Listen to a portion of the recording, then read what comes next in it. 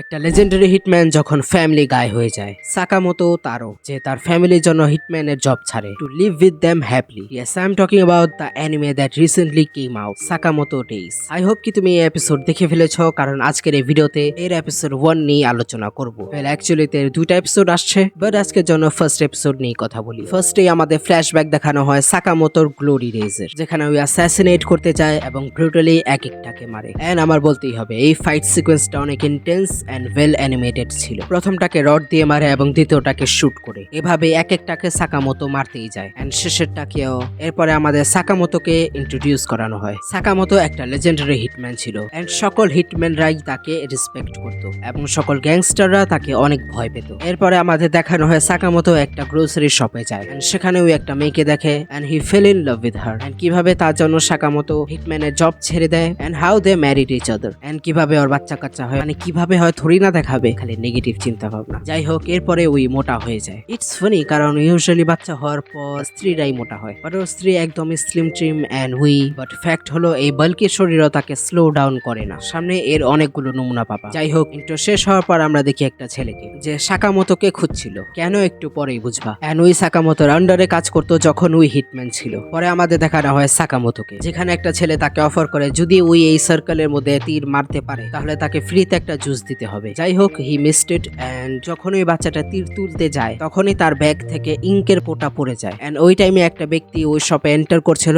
And তার প্যান্টে ওই ইঙ্ক গুলো লেগে যায় এন্ড ওই ব্যক্তি অনেক অ্যাংরি হয়ে যায় এবং ওই বাচ্চাকে অনেক রুডলি কলার ধরে উঠায়। এরই মধ্যে বাচ্চার জুতাতে লাগা ইঙ্ক ওই ব্যক্তির প্যান্টে আবারও লেগে যায় এন্ড এর থেকে রেগে গিয়ে ওই ব্যক্তি ওই বাচ্চাকে পাঞ্চ করতে যায়। এ ভাই, কি লাগা রাখছিস বেটা, বাচ্চা ওই বাচ্চার লোকে এই ব্যবহার করে। এই বিষয়টাতে সাকামোটো অনেক রেগে যায়। দেন সাকামোটো স্টপস হিম, বাট এখানে একটা সিন দেখানো হয় যেখানে ওই জন উইক স্টাইলে পেন ওই ব্যক্তির গলায় গেড়ে দেয়। আসলে এটা ছিল ওই ব্যক্তি যাকে প্রথমে দেখানো হয় তার একটি এবিলিটি। আসলে ওই ছেলে একজন সাইকিক, অর্থাৎ ওই মাইন্ড রিড করতে পারে। আর পেন গলায় গেড়ে দেওয়া সিনটা সাকামোটো কল্পনা করছিল, যা ওই দেখে ফেলে। আর এটা দেখে ওই বলে এটা খুবই ব্রিলিয়েন্ট মুভ ছিল। ওই ছেলে নিজেকে ইন্ট্রোডিউস করে এবং বলে ওর নাম হলো শিন দা সাইকিক। ফার্স্টে তো সাকামোটো শিনকে চিনতেই পারে না, এই জন্য সাকামোটো কল্পনা শিনকে হিট করে দেয় and yeah man, stop killing people in mind. এর পুরানো অভ্যাস এখনো যায়নি। সিন চেঞ্জ হয় এবং তারা বাহিরে গিয়ে বসে এন্ড শিন বলে তো এটা সত্য যে আপনি হিটম্যানের জব ছেড়ে একটা গ্রোসারি শপ খুলেন। শিন ওকে রিকোয়েস্ট করে হিটম্যানের জগতে ফিরে আসতে, বলে আপনি একটা লেজেন্ডারি হিটম্যান ছিলেন, সকল গ্যাংস্টাররা আপনাকে দেখে ভয় পেত, তাহলে কেন আপনি এই হিটম্যানের জব ছেড়ে দিলেন? বাট সাকামোটো বলে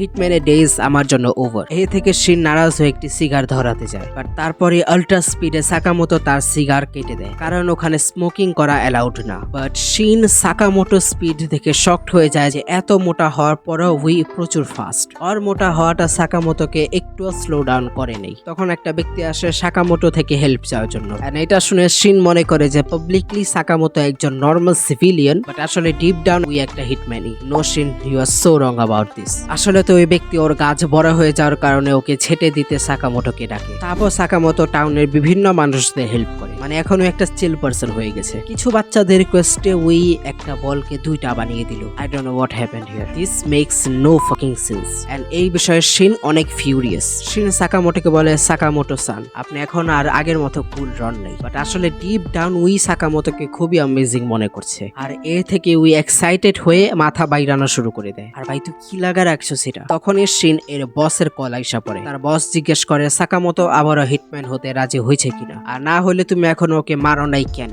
শিন তখন বলে সাকামোটো এখন আর স্ট্রং রয় নেই, উই মোটা হয়ে গেছে। যা কোয়াইট রং, উই এখনো অনেক বেশি স্ট্রং। শিন বলে উই আমাদের জন্য আর কোনো ট্রাবল ক্রিয়েট করবে না, বাট ওর বস বলে এতে ওর কোনো কিছু আসে যায় না। এই জব থেকে ডিসঅ্যাপিয়ার হওয়ার মানে তোমাকে এই পৃথিবী থেকেও ডিসঅ্যাপিয়ার হতে হবে, এন্ড এটাই আন্ডারওয়ার্ল্ডের রুল। আর বলে তুমি যদি এই কাজটা না করতে পারো তাহলে আমার কাছে আরো অনেক হিটম্যান আছে। শিন কল কেটে দেয় এন্ড চিন্তা করে ওর কোনো চয়েস নাই মেবি। ওই একটা হোটেলে যায় এবং খাবার টাবার খায় এন্ড এরই মধ্যে তার সাকামোটো এন্ড উই যখন একসাথে কাজ করতো তখনকার মেমোরি মনে পড়ে। এন্ড শিন ভাবে ইভেন দো যদি আমি ওনাকে নাও মারি, কেউ না কেউ তো ওনাকে মারতে আসবেই। সো ওনার যখন মরতে হবেই, তাহলে আমাকেই এই কাজটা করতে হবে। পরের দিন শিন সাকামোতোকে মারতে ওর শপে যায়, বাট এখানে ওই পাবলিকলি গান বের করে। বাট তার ফ্যামিলি এটা দেখেও কিছু মনে করে না, হয়তো তারাও জানে যে উই সাকামোতোকে মারতে পারবে না। যাই হোক, উই শপে ঢুকে এন্ড সাকামোতোকে বলে, আমি আজকে হয়তো এখান থেকে চলে যাব, এই জন্য আপনাকে গুড বাই বলতে আসছি। এটা বলে শিন গান বের করে এবং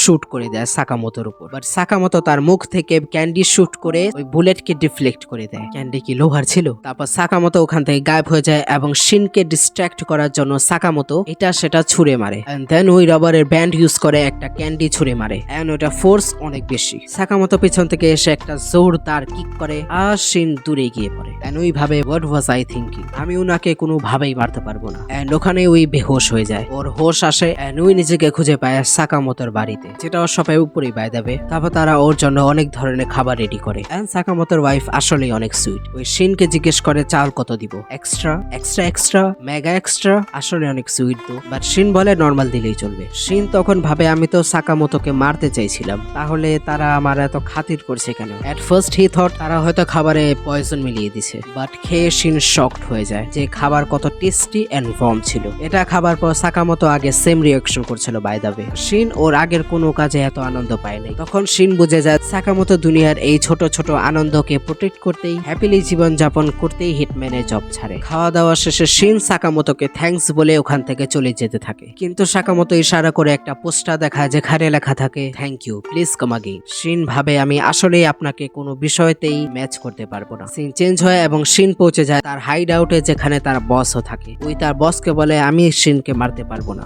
and then Shin begs for Sakamoto's life. আর বস জিজ্ঞেস করে, কেন তুমি সাকামোতোকে ডিফেন্ড করছো? শিন বলে, উনার এখন ফ্যামিলি আছে, সো প্লিজ উনাকে ছেড়ে দাও। ইনস্টেড ওর জন্য শিন নিজে মরতে রাজি আছে। ও এটা করে কারণ উই সাকামোতোকে অনেক এডমায়ার করতো, এন্ড যেহেতু উই সাকামোতোকে মারতে গিয়েছিল, এজন্য উই এটা এভাবে রিপে করবে। তারপর বস বলে, ফাইন, তুমি নিজেকে মেরে ফেলো, আমি সাকামোতোকে ছেড়ে দিব। তুমি হয়তো মনে করছো so nice of him, right? But no, ওর বস এতটাই ভালো না। ওর বস চিন্তা করে তুই মর, ওর পরে আমি সাকামোতোকে মেরে ফেলবো। বাট অবভিয়াসলি আমাদের শিন শুইনা ফেলায়। অবভিয়াসলি ও শুনবে, ও একটা সাইকিক। এরপরে শিন ওদের সাথে ফাইট করা ডিসাইড করে। এরই মধ্যে আমাদের সিন দেখায় যে সাকামোতো এই সব কিছুই শুনছিল। কিভাবে এটা তুমি পরে দেখবা। এন্ড আমরা দেখি সাকামোতো সিক্রেট গান কালেকশন, এন্ড ওখান থেকে ওই একটা শক গান নেয়। এটাকে এক্স্যাক্টলি কি গান বলে আমার ঠিক মন নেই। অন দি আদার সাইড ওদের মধ্যে অনেক ভালো রকমই ফাইট হয়, বাট এক পর্যায়ে শিনের সকল বুলেট শেষ হয়ে যায় এন্ড শেষমেশ তারা শিনকে কর্নার করে ফেলে। তারা শিনকে মারতেই যায়, বাট তখনই সাকামোতো এসে শিনকে বাঁচায় তাদের শক গান দিয়ে বেহোশ করে। এরপরে আমাদের টোটালি অ্যামেজিং একটা ফাইট দেখানো হয়। আর সাকামোতো একটা একটা করে সবাইকে ব্যাড স্টাইলে মারতে থাকে। ওই লিটারালি চপস্টিক্স দিয়ে বুলেট থামিয়ে ফেলে এন্ড হাত দিয়ে বন্দুক ভেঙে দেয়, এর সঙ্গে এনিমির দাঁতও,